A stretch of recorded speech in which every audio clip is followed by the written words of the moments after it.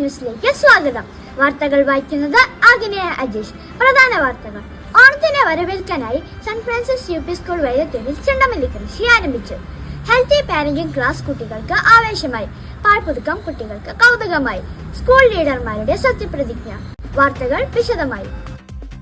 ഓണത്തിനെ വരവേൽക്കാനായി ചെണ്ടമല്ലി തൈകൾ നട്ടുകൊണ്ട് Chavakkad assistant education officer Shrimati Sindhu V B, പ്രധാന അധ്യാപിക ബിജി ടീച്ചർ, അധ്യാപികമാരായ Muneera teacher, Liji teacher, Ancy teacher, കൃഷി ക്ലബിലെ പ്രതിനിധികളായ കുട്ടികളും ചെണ്ടമല്ലി തൈകൾ നട്ടു.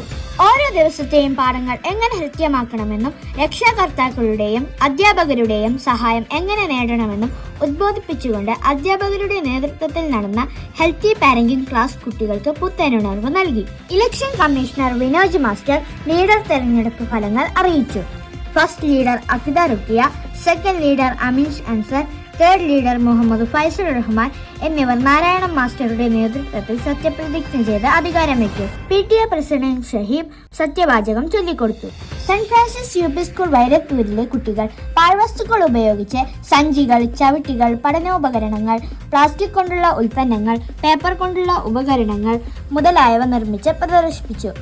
പാഴ്വസ്തുക്കൾ ഉപയോഗിച്ചുള്ള നിർമ്മാണ പ്രവർത്തനങ്ങളുടെ 7ാം ക്ലാസ്സിലെ കുട്ടികളുടെ സ്റ്റോർ വാർഡ് മെമ്പർ പ്രീതി ബാബു ഉദ്ഘാടനം ചെയ്തു. 6ാം ക്ലാസ്സിലെ കുട്ടികളുടെ സ്റ്റോർ MPTA പ്രസിഡന്റ് ഫഹിമ ഉദ്ഘാടനം ചെയ്തു. 5ലെ സ്റ്റോർ ശ്രീകുമാർ മാസ്റ്റർ ഉദ്ഘാടനം ചെയ്തു. പാഴ്വസ്തുക്കളുടെ പുനരുപയോഗത്തെക്കുറിച്ച് Narayana master, Lijo master, Najeeb master, Liji teacher എന്നിവർ സംസാരിച്ചു. പാഴ്വസ്തുക്കളുടെ നിർമ്മാണത്തിലെ കുട്ടികളുടെ കരവിരുത് അധ്യാപകർക്കും രക്ഷാകർത്താക്കൾക്കും ഒപ്പം കുട്ടികൾക്കും കൗതുകമുണർത്തി. എല്ലാ മാസവും നടക്കുന്ന PTA എക്സിക്യൂട്ടീവ് വെള്ളിയാഴ്ച സ്റ്റാഫ് സെക്രട്ടറി ഷാർജി ടീച്ചറുടെ നേതൃത്വത്തിൽ നടന്നു. വാർത്തകൾ സമാപിച്ചു. നന്ദി, നമസ്കാരം.